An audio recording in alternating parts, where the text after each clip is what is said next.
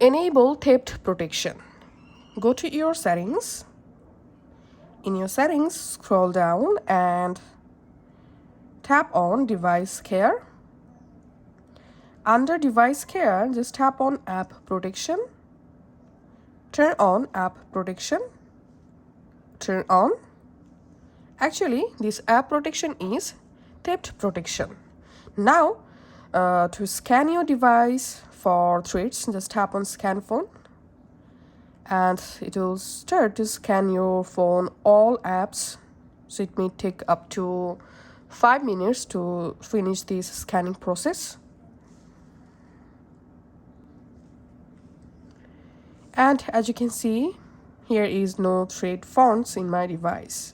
If you have any threats on your phone or any virus, then after scanning, you will be able to see the exact app or exact files which contains virus or threats. Then you'll be able to uninstall or delete the app or the files from your device.